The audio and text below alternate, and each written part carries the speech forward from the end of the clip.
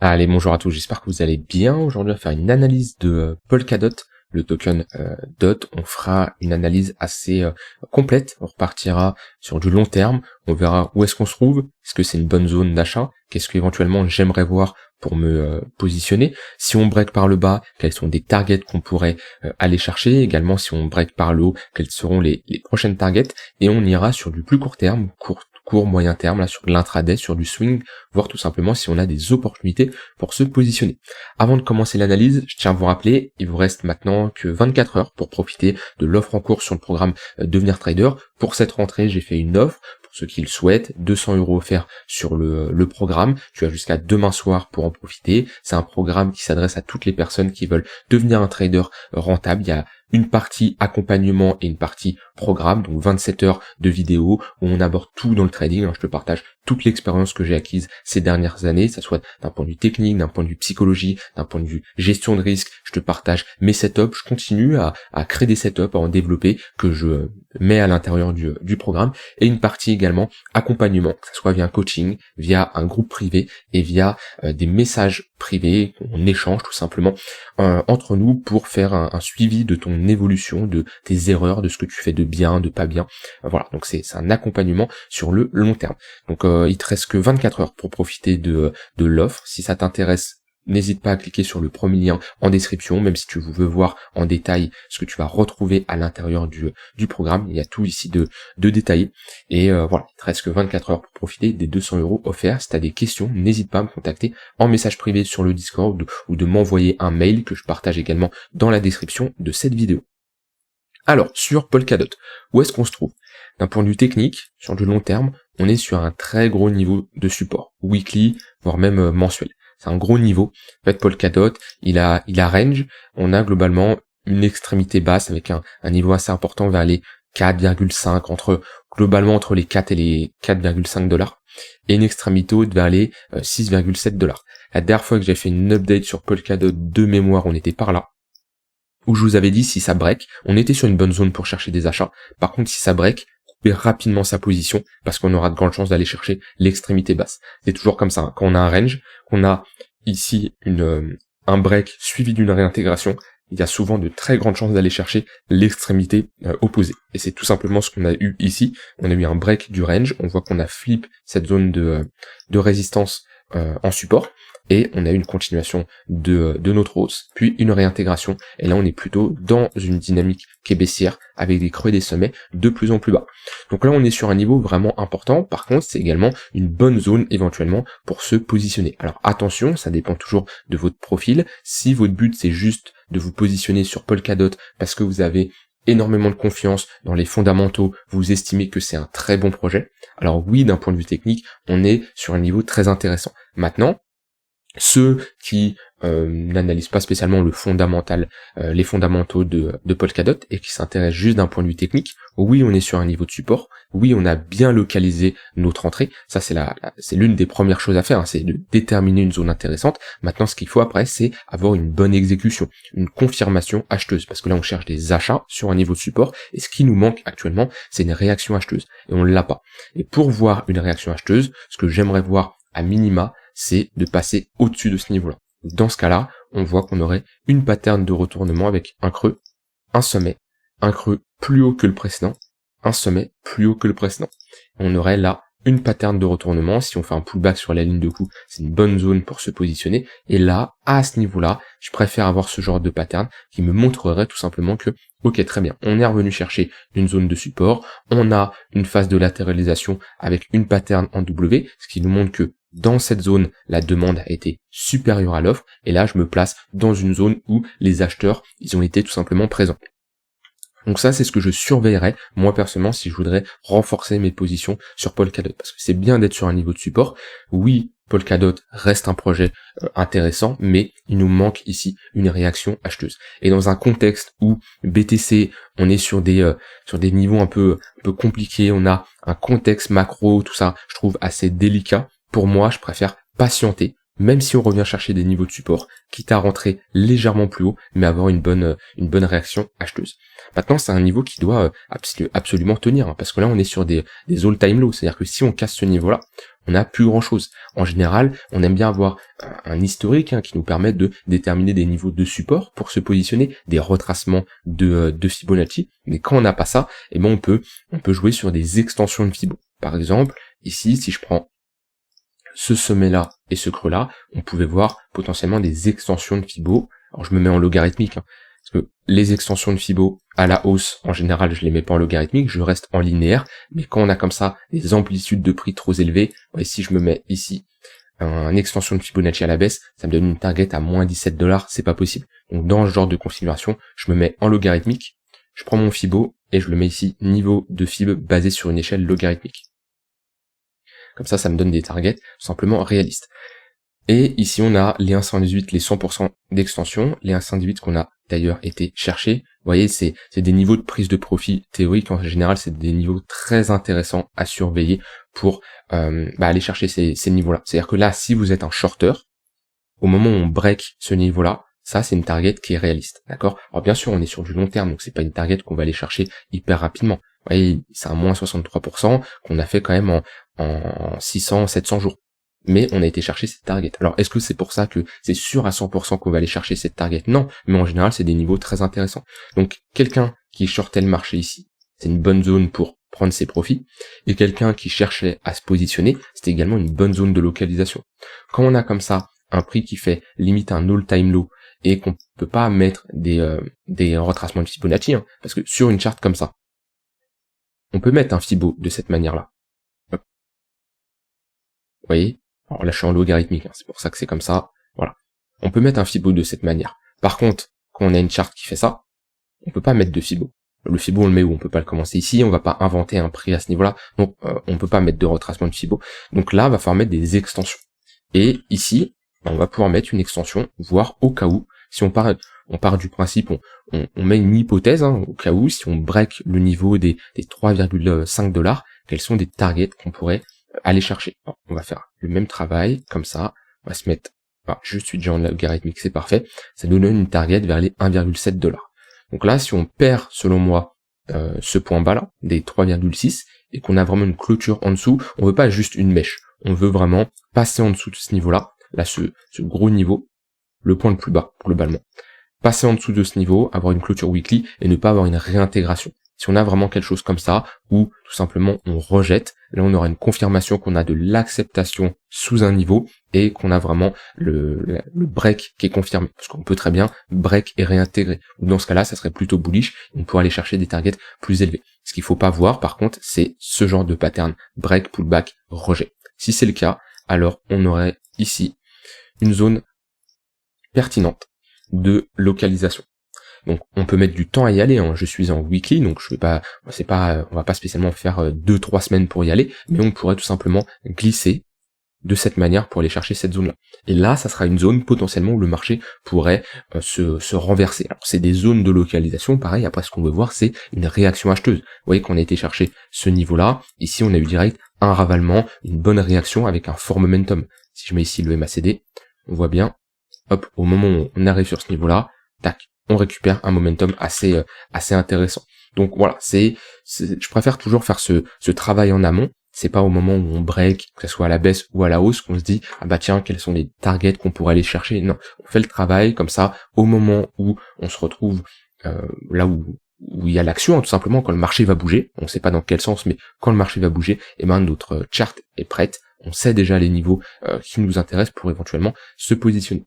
Donc voilà, ça c'est Polkadot. Si il break le niveau des 3,5 $, je ne serais pas surpris d'aller chercher sur plusieurs semaines, plusieurs mois, un niveau entre les 1,7 et les 2 $. Donc cette zone de confluence, où c'est une zone de prise de profit théorique, où en fait les vendeurs qui ont joué la cassure, ici, à ce niveau-là, on peut dire que c'est une zone de prise de profit théorique, un vendeur qui clôture sa position, donc il coupe sa position, il prend ses profits, il la rachète. Je vous rappelle que un acheteur qui clôture une position, c'est tout simplement un vendeur, d'accord? Au moment où vous clôturez votre position, eh ben vous vendez votre position, vous vendez vos actifs pour récupérer des profits, et inversement, un shorter qui va peut-être short, admettons, ici, et ben c'est quelqu'un qui, c'est le logarithmique qui me fait bugger comme ça, un shorter, hop, c'est quelqu'un qui, au moment où il clôture sa position, il la rachète. Racheter sa position, ça peut faire une pression acheteuse, si bien sûr on arrive dans une zone où la demande est supérieure à l'offre. Donc ça, c'est la première chose que je voulais voir avec vous, c'est au cas où on a Polkadot qui break son range à la baisse, la target à surveiller est entre les 1,7 et les 2$. Maintenant, on n'anticipe pas la cassure. Quand je vous montre ça, je suis pas en mode ah bah ça y est, c'est sûr que Polkadot il va break, c'est direction ce niveau-là. Non, mais c'est au cas où on a ce break, au moins que vous ayez une target à vous dire potentiellement pour soit prendre des profits si vous avez un short, soit pour essayer de vous positionner sur du long terme si on va chercher cette zone. Par contre voilà, on a vu cette zone là des 1,9 à peu près, on veut une réaction acheteuse. On se positionne pas sur un couteau qui tombe en faisant comme ça un all-time low si on a une grosse bougie de moins 30%. Non, on attend d'avoir une stabilisation ici, un marché qui rentre en range. C'est globalement ce qu'on voudrait voir. Maintenant, pour le moment, techniquement, on a plus de chances d'avoir un rebond. Pourquoi ? Parce qu'on est sur un niveau de support. Les niveaux de support, ils ont plus de chances de réagir. N'anticipez jamais la cassure. Et c'est souvent ce que je vois le plus, c'est quand on s'approche d'un niveau de support comme ça, tout le monde est bearish, tout le monde dit que c'est la fin du monde, et quand on arrive sur des niveaux plutôt bullish, des niveaux de résistance, ah bah là ça y est, c'est sûr ça va casser, c'est to the moon. C'est l'inverse que vous devez aborder comme mentalité, comme psychologie de marché. Sur des niveaux de support, on cherche des achats. Sur des niveaux de résistance, on cherche tout simplement des ventes. Ou alors prendre des profits. Si vous êtes un shorter, vous prenez des profits sur un support. Si vous êtes un long, vous prenez des profits sur une résistance. Dans tous les cas, dites-vous que ça c'est important ce que je vais dire, mais vous pouvez vous poser une question comme ça sur votre manière d'investir. En général, les meilleurs investissements, c'est quand vous n'êtes pas à l'aise d'acheter. Parce qu'en général, si vous êtes à l'aise d'acheter, c'est-à-dire si c'est simple d'acheter, émotionnellement parlant, mentalement parlant, psychologiquement parlant, quand vous achetez, vous dites « Ah là, c'est trop simple, c'est magnifique », en général, c'est parce qu'on a un marché qui a bien pump, qui est ici. Mentalement, quand on a un prix qui a fait une telle performance, on peut se dire que c'est simple d'acheter, parce que le marché est haussier, etc., etc. Et souvent, c'est pas les meilleures décisions, parce que vous avez de grandes chances d'acheter les tops. Que lorsqu'on a un prix qui baisse à ce niveau-là, à ce niveau-là, à ce niveau-là, c'est dur d'acheter là. Pourquoi ? Parce qu'on voit qu'on enchaîne les bougies rouges, qu'on est sur des moins 35% là en quelques semaines. C'est dur mentalement. Pourtant, c'est souvent les meilleurs moments pour se positionner. On se positionne toujours quand on a une capitulation, que tout le monde panique, et on commence à prendre des profits quand tout le monde est euphorique. Donc ça, c'est intéressant d'un point de vue prise de recul sur vos positions. Dites-vous, ok, est-ce que la position que je prends là, est-ce que elle est dure à prendre? Est-ce que c'est difficile mentalement à prendre cette position parce que le marché est contre nous, parce que tout le monde parle de bearish, que ça va aller plus bas? Voilà. Est-ce que vous êtes à l'aise? Voilà, c'est le mot. Est-ce que vous êtes à l'aise à prendre cette position? Et en général, les meilleures positions, c'est celles où on n'est pas à l'aise tout simplement. Alors que si elle est trop simple, c'est souvent que c'est un peu du FOMO. Alors ça dépend bien sûr de votre psychologie, hein, mais pour une majorité des gens, c'est souvent comme ça. Alors maintenant, sur du plus court terme, là on a vu le long terme. Alors j'ai pas vu on n'a pas parlé, on va en parler également des zones de résistance au cas où on a un retracement haussier. Alors déjà, si on a une réaction acheteuse ici, la prochaine target c'est directement les 6,7$. D'accord ? C'est une target tout à fait réaliste. Et si ensuite on doit aller plus haut, je vais mettre un Fibo.